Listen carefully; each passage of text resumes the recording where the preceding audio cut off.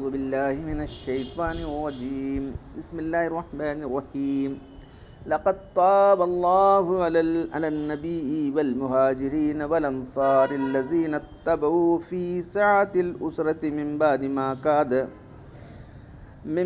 ما كاد يغيظ قلوب فريق منهم ثم تاب عليهم إنه بهم رؤوف رحيم وعلى الثلاثة الذين خلفوا حتى إذا ضاقت عليهم الأرض بما رحبت وضاقت عليهم أنفسهم وظنوا أن لا ملجأ من الله إلا إليه ثم تاب عليهم ليتوبوا إن الله هو التواب الرحيم يا أيها الذين آمنوا اتقوا الله وكونوا مع الصادقين صدق اللہ العظیم۔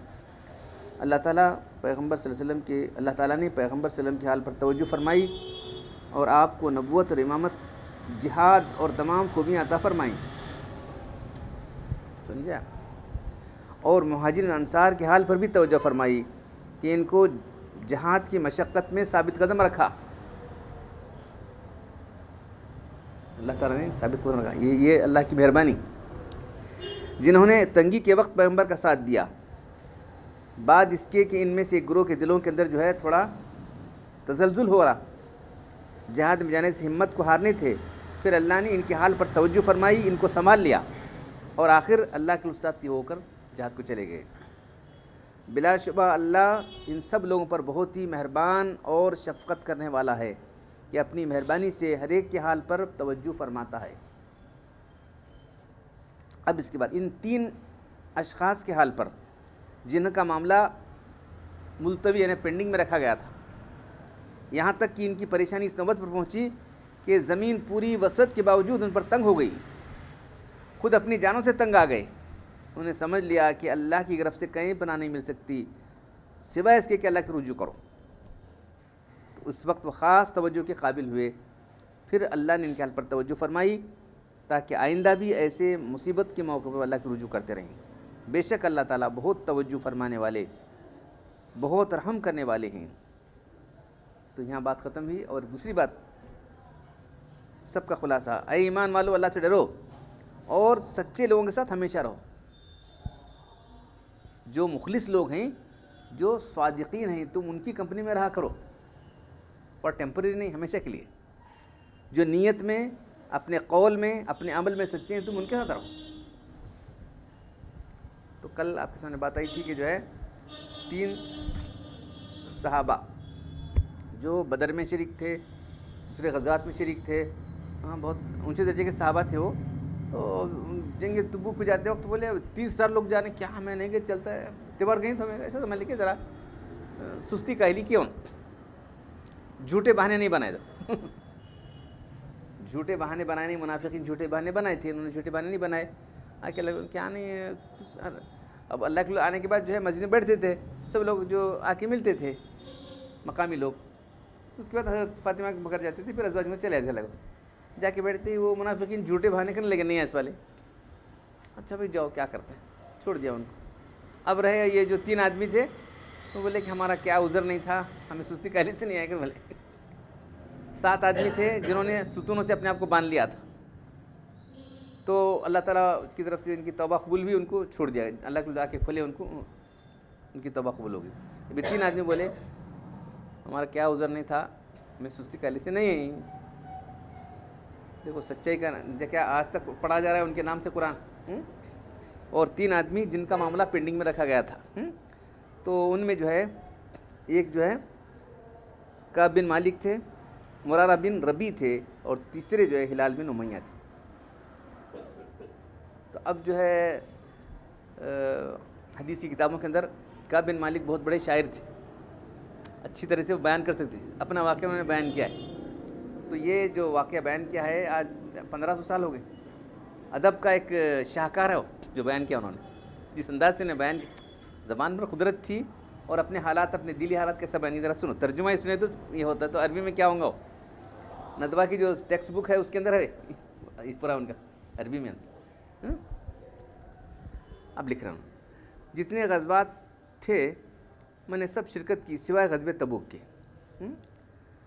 اور بدر کا واقعہ اچانک جاتے جاتے وہ قافلے کو جا رہے ہیں کو میں نہیں گیا تھا. تیج بات قافلہ ہے جا رہا ہے, قافلے روکنے والے جا رہے ہیں, میں نہیں گیا تھا تیج بات, ورنہ میں بھی جاتا تھا. اور جو بیعت ہم نے کی تھی اللہ کے رسول کو مدینے سے جا کے وہاں مکہ میں بیعت کیے تھے ہم وہ لوگ ہیں کہ بولے.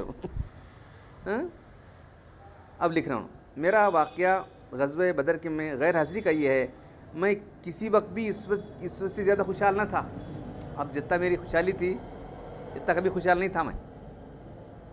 تنگی کا زمانہ تھا لیکن میری حالت تو خوشحالی کی تھی. اور میرے پاس 2 سواریاں تھیں کبھی بھی. اللہ کے رسول صلی اللہ علیہ وسلم کی عادت شریفہ تھی کہ غزوات میں جب آپ نکلتے تھے تو کہاں جا رہے ہیں بولتے نہیں تھے, یعنی کس روٹ سے جانا نہیں بولتے تھے. الحرب خدۃ, لڑائی جو ہے ایک طرح سے جو ہے دھوکے سے لڑنا ہے. نہیں, لڑائی جو ہے دھوکے سے لڑنا پڑتا ہے. جنگ میں خدا جائز ہے. یہ تو کیسا سامنے ڈاج دینا پڑتا ہے, پیچھے سے مارنا پڑتا ہے, سب ہے نا. تو جنگ میں جو چیز جائز ہے. تو اللہ بولتے نہیں تھے کہاں جانا ہے, چپ خاموش رہتے تھے. کہاں جانا ہے, کہاں جانا ہے, جائیں گے لوگوں پر, ادھر جائیں گے, ادھر سے نکل دیتے ہیں بس. تو اب یہ اس وقت ایسا نہیں بولے اللہ کے رسول, ہم کو تبوک جانا ہے, کھلا بول پڑے وہاں سے. تو اللہ کے رسول کبھی, لیکن اس وقت جو ہے برابر بولے ہم کو جانا ہے اور تمام لوگ تیار ہونا, یہ بولے. ہر ایک کو تیار ہونے کبھی نہیں بولتے تھے. جنگ بدر بھی, جنگ احد بھی, سب کچھ لوگ بولے نہیں, کون آتے ہیں کون آتے ہیں, ایسا چلتا تھا. اپنے ارادے کے اخفاء کے لیے ایسا کرتے تھے. جس سمت میں جانا ہوتا تھا جہاد کرنا تو اس کے خلاف چلے جاتے تھے, تاکہ منافقین یہاں جا رہے ہیں تو فوراً جا کر بتاتے ہیں نا, انہوں نے کہا کہ کدھر سے گئے لوگوں کو پتہ نہیں چل رہا. منافقین جا کے بولتے تھے دشمنوں کو, اس لیے اللہ کے لیے چلتے تھے. اب یہاں تک کہ یہ جو آیا غزوہ تبوک کا واقعہ پیش آیا, یہ جہاد کئی وجہ سے جو ہے بہت الگ تھا. آپ نے سخت گرمی تنگدستی کی حالت میں اس کا ارادہ فرمایا, اور سفر بڑا لمبا دور کا تھا. اور دشمن جو تھا مقابلے پر دشمن تھا وہ تو بہت دنیا کا مضبوط, دنیا ایک بڑی طاقت تھی نا, قیصر روم کی طاقت تھی, قوت میں بھی اور تعداد کے اندر بھی. اس لیے اللہ نے کھل کر بولے ہم کو قیصر روم سے لڑنا ہے, تبوک کو جانا ہے. ایسا کبھی کسی جہاد میں نہیں بولے تھے. سب لوگوں کو شریک ہونا, وہ بھی اس کو نفیر عام کہتے ہیں. اس جہاد میں شریک ہونے کی تعداد حدیث کی روایت کے مطابق 10 ہے, اور ایک دوسری روایت میں 30 ہے. اعتماد فرماتے ہیں ہم 30 لوگ نکلے تھے.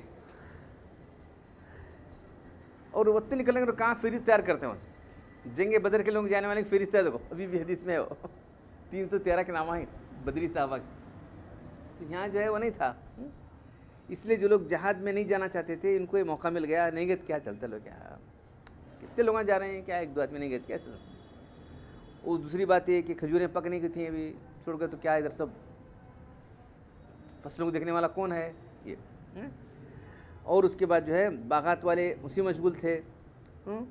تو اللہ کے رسول تو تیاری کر رہے تھے. پھر اس کے بعد اکثر آپ جمعرات کے نکلتے تھے, تو اس کے بعد جو ہے آپ نے سفر شروع کیا اللہ کے رسول. میرا حال تھا کہ میرے پاس 2 سواری ہیں, اب بھی جاتا ہوں. میں سوچتا تھا کہ کعب بن مالک بیان کر رہے ہیں سب, میرے پاس 2 سواری ہیں. آج انہوں وہاں گئے, میں کیا 2-4 گھنٹے میں پہنچتا ہوں, زور سے سواری لے جا کے اپنی. میں ارادہ کرتا صبح جاؤں گا, شام میں جاؤں گا. تو مگر یوں ہی آج کل کرتے رہے تو مسلمان سب میرے پاس سب ریڈی تھے, میں کب بھی جا سکتا ہوں, بیٹھے تھے چلے گئے.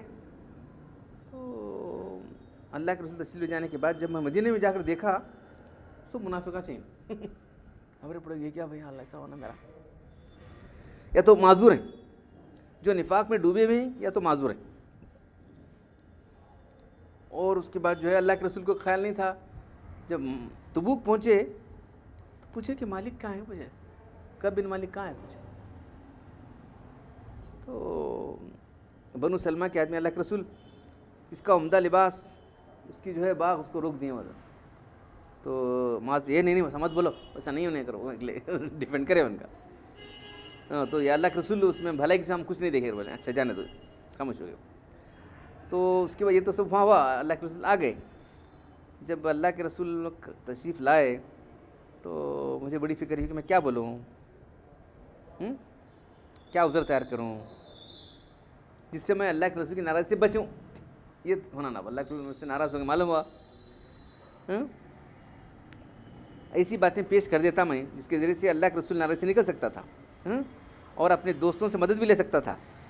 سب بولتے تھے نہیں نہیں, میں نے بولا صحیح ہے. ایسے بہت سارے خیالات میرے دل میں آئے تو, اور میں نے سمجھ لیا کہ میں آپ کی ناراضی سے کسی ایسی بنیاد پر جس میں جھوٹ ہو. بعد میں نکلے جھوٹ بول کو میں ناراضی سے بچ سکتا نہیں. اگر میں نے سچ بول دیا تو سچ ہی مجھے نجات دلانے والا ہے. انہوں کچھ نہیں بلکہ سارے لوگوں کو. لوگ جھوٹ بولنے کو بچنا چاہتے ہیں نا. اللہ کے رسول حسب معمول تشریف لائے, چاشتی وقت بیٹھے مسجد میں, اور اس کے بعد لوگ آ کے ملتے تھے اور 2 رکعت نماز پڑھتے تھے. آپ اس کے بعد جانے والے تھے. آپ مسجد میں تشریف لے گئے, 2 رکعت نماز پڑھی, بیٹھ گئے. تو جو لوگ پیچھے رہتے آ کو ہم نہ ایسا تھا ویسا تھا سب بولنے لگے. سب جھوٹے عذر پیش کرنے لگے, جھوٹی قسمیں کھانے لگے. لگا اچھا جاؤ جاؤ بھائی جاؤ جاؤ, رہنے لو رہنے لو, بول ایسے بولتے نا, کرتے گئے. ان کے باطنی حوال کو اللہ کے حوالے کر دیا. اب ویسے میرا حال آ گیا. ویسے میں جا کے بیٹھ گیا. جب مجھے دیکھا تو اللہ کے رسول غضبناک انداز سے مسکرا رہے تھے. مسکرا بھی رہے تھے, معلوم ہو رہا ہے کہ ناراض ہیں مجھ سے. جیسے ناراض آدمی کرتا ہے مسکرانے لگے. تو میں نے کہا اللہ کے رسول آپ مجھ سے کیا ناراض ہیں؟ خدا کی قسم میں نے نفاق سے نہیں کیا کوئی کام, نہ اللہ کے دن مجھے شبہ ہے. پھر آپ نے جہاد کیوں نہیں آیا پوچھا؟ تو میں نے اللہ کے رسول میں آپ کے سامنے آپ کے سوا کسی اور کے سامنے دنیا میں ہوتا تو میں 1000 بہانے گھڑ لیتا تھا. ان کی ناراضی سے بچ جا سکتا تھا کیونکہ مجھے بات بنانے اچھا آتا مجھے. لیکن قسم ہے خدا کی, میں نے سمجھ لیا کہ اگر میں نے کوئی جھوٹی بات آپ سے کہی تو آپ راضی بھی ہو جائیں گے, تو کچھ دور نہیں کہ اللہ تعالیٰ میری حقیقت آپ پر کھول دے گا. تو اس لیے میں سچ بولنے والا ہوں, چاہے آپ مجھ سے ناراض کیوں ہو جائیں. تو فرمایا کہ میرا کوئی عذر نہیں تھا, جسمانی لحاظ سے بھی فٹ تھا اور مالی لحاظ سے بھی فٹ تھا. میں صرف عذر کر کے سستی کا ہی لے کر کے میں نہیں آیا ہوں. تو اللہ نے اچھا نہیں سچ بولا بھائی, اچھا جاؤ, اللہ تمہارا کوئی فیصلہ کریں گے جب تک تم جاؤ. سب لوگ سن رہے تھے, ایسا بول رہے نا میں فٹ تھا میں نہیں آیا, کیا ایسا بولنا کیا. پھر اللہ کو بولے اچھا تیرا معاملہ اللہ کے حوالے, تو اٹھ جی. پیچھے پچھلے لوگوں سب جنے سن کے.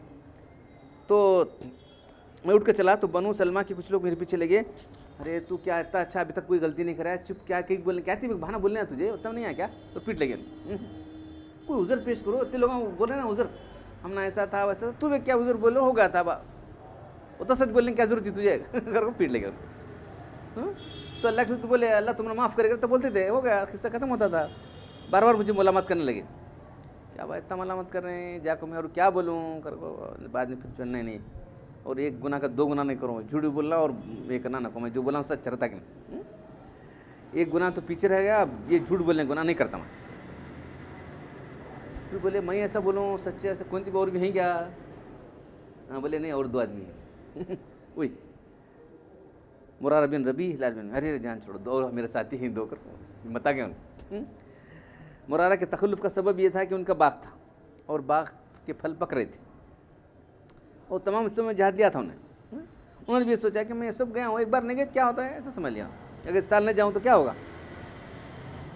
لیکن یہاں سب کو نکلنے کے لیے تھے اللہ کے رسول. تو اس کے بعد انہوں نے آنے کے بعد کہا اللہ کے رسول وہ تو باغ ہے, میں سچ بولوں میرا باغ پورا اللہ کے رحمت چھوڑ تم جا دیں. وہ باغ کا حصہ میں نہیں گیا. دوسرے ہلال بن امیہ, ان کا کہ اہل و عیال سب ادھر ادھر تھے, ان کے خاندان کے لوگ, وہ اس موقع پر سب جمع ہو گئے تھے. ارے اب میں چلے گیا تو کہاں اور ملتے ہیں سب لوگ, اگر انہوں گھر میں رہنا میرے بیٹر ہے, اگر رہ گئے. اس موقع پر سب جمع ہو گئے. اگر اس سال جہاد کو نہ جاؤں تو کیا ہے بھائی. تو جو ہے یہ کعب بن مالک فرماتے ہیں ان دونوں بزرگوں کا ذکر جو غزوہ بدر میں کہ مجاہدین میں سے ہیں, تو میں نے کہا بس یہ 2 بزرگ تو میرے ہیں, میں ان کو فالو کرتا ہوں. یہ کہ گھر میں چلا گیا. اللہ کے رسول بولے, سب لوگ بولے ان سے بات چیت نہیں کرنا, ان کا بائیکاٹ کرو. 3 آدمی کا کیا کرو, سب بائیکاٹ. اب ہمارا حال ہو کہ ہم لوگوں کے پاس جاتے ہیں تو کوئی بات نہیں کرتا نا، سلام کرتا، سلام کرے جواب دیتا نہیں. مسجد کو آتا تھا میں. اس وقت ہماری دنیا بالکل بدل گئی. ایسا معلوم ہوتا کہ ارے کہاں ہے، آپ کوئی بات نہیں کرتے کیا دکھتا تمہیں. پوری زمین جو ہے اتنی وسعت کے باوجود تنگ ہو گئی. مسجد میں دوسرے دونوں تو بڈھے تھے، انہوں گھر میں بیٹھے رہے. انہوں بولے میں جوان تھا، میں آتا تھا مسجد کو، آپ سلام کرے تو اللہ کے منہ پھیلے. پھر میں جب نماز پڑھتا میں دیکھتے رہتے تھے سنت اور خالی مسجد دیکھ رہتے تھے. میں کیا ایسا کیا ہے میرا حال، کوئی بھی سلام نہیں کرتا. لیکن ارے یہی باغ ہے، یہی مکان ہے، سب اجنبی نظر آنے لگے. مجھے سب سے بڑی فکر تھی مجھے کہ میں اگر مر گیا تو کیا بھائی، میں مر گیا تو اللہ کی نماز نہیں پڑھیں گے میری، کون پڑھے میری نماز. اور خدا نخواستہ اللہ کے رسول انتقال کر گئے تو میں اللہ کے رسول ہونا بیکٹ کریں، پورے لوگ ہم ہمیشہ کے لیے بیکٹ کرنے والے، کیا ہوتا تھا. میں اس طرح ذل خوار ہو گا. اس وجہ سے میری ساری زمین ایسا نظر آنے لگی. اسی حالت میں ہم کو 50 دن گزر گئے. اس زمانے میں میرے 2 ساتھی یعنی جو مرارہ بن ربی اور ہلال بن امیہ، وہ گھر میں بیٹھ کر رات دن روتے رہے. بڈھے بھی تھے، انہوں روتے رہے. میں باہر نکلتا، ادھر پھرتا ادھر پھرتا تو کوئی بھی پوچھتا نا بات سلام نہ جواب، کیا کروں. میری حالت نہ کوئی سلام نہ کلام. رسول اللہ صلی اللہ علیہ وسلم کی مجلس میں حاضر ہوتا، سلام کرتا تو اللہ کے دیکھتے، سلام کا جواب نہیں دیتے. پھر جب میں نماز پڑھتا تو مجھے نگاہ چرا کے دیکھتے تھے اللہ کے رسول. جب لوگوں میں بے وفائی دراز ہو گئی تو ایک روز میں اپنے چچا زاد بھائی کے پاس، قتادہ، ان کے پاس گیا جو میرے بہت زیادہ چاہنے والے تھے. ان کے باغ میں دیوار پھاند کر داخل ہوا، ان کے باغ کو چلا گیا. وہ سلام کیا، خدا کے انہوں نے میرے سلام کا جواب نہیں دیا. دیکھو میرے چچا زاد بھائی تھا، نہیں دیا. میں نے پوچھا کیا تم مجھ کو نہیں جانتے، میں اللہ رسول سے محبت رکھتا ہوں. چپ بیٹھے، انہوں نے کیا جواب نہیں دیا. بہت بار بار پوچھے تو بولے تج بولے اللہ رسول جاننے والا ہے. میں کیا ہونا معلوم نہیں. ان کے چچا زاد بھائی بولے کہ اللہ رسول جاننے والے تھے، میں کیا ہمیں معلوم نہیں. میں اس پہ رو پڑا وہاں سے. پھر اس طرح دیوان پھاڑ کر واپس آ گیا. ہم کیا کر سکتے. ایک روز مدینے میں سے بازار میں جا رہا تھا. شام کا ایک قبطی آدمی آیا. شام عیسائیوں کی حکومت تھی. پوچھا کہ کعب بن مالک کہاں ہے. ایک آدمی آیا تو شاہ غسان سے خط لایا ہے. یہ دیکھو انہیں خط لکھا ہے، ہم کو خبر ملی ہے کہ آپ کے نبی نے آپ سے بے وفائی کی ہے اور آپ کو دور کر رکھا ہے. تم ذلیل اور ہلاکت، تم کو اللہ نے ذلت اور ہلاکت کا نہیں پتہ کیا ہے. تم ہمارے پاس آ جاؤ، ہم تمہاری مدد کریں گے. دیکھو اب اور دوسری آزمائش. انہوں بولے ویسی میں نے خط پڑھا تو میرے لیے یہ امتحان ہے کہ دوسری آزمائش آ گئی. نہیں اہل کفر مجھ کو جو ہے دعوت دے رہے ہیں، اہل کفر مجھ سے تما رکھے ہیں کہ انہیں بدل کو آئیں گے ہمارے پاس. تو خط لیا اور جو دکان پر جو چولہا جلا تھا اس میں ڈال دیا. دیکھو کیا ان کا ایمان ہوگا. اس میں جھونک دیا. جب 50 دن سے 40 راتیں گزر گئیں تو اچانک دیکھا کہ جو ہے اللہ کے رسول کے ایک قاصد خزیمہ بن ثابت آ گئے وہاں سے. 50 دن اللہ کے رسول گئے تھے، 50 دن بیکاٹ رہا ان لوگوں کا سب. تو جتنے دن گئے تھے وہ 3 بیکاٹ کرتے تھے. 40 دن ہو گئے تھے تو آ کے اللہ کے رسول بھیجے تمہیں بیوی سے الگ رہ جاؤ. ارے باپ رے، بیوی سے الگ رہ جاؤ. پھر پوچھے کیا طلاق دینا، کیا پوچھو گا. نہیں طلاق دینا نہیں، بس دوری سے رہنا ہے، بس کچھ نہیں. اس کے بعد دونوں جگ بولے وہاں سے. ہلال بن امیہ کی اہلیہ خولہ حاضر ہوئی. اللہ کے رسول یہ تو ضعیف آدمی ہے، اس کا کوئی خادم نہیں، اس کو آنکھ کو نظر نہیں آتا، کیا کرنا. اچھا تو تم خدمت کر سکتے ہو. اس کے بعد جو ہے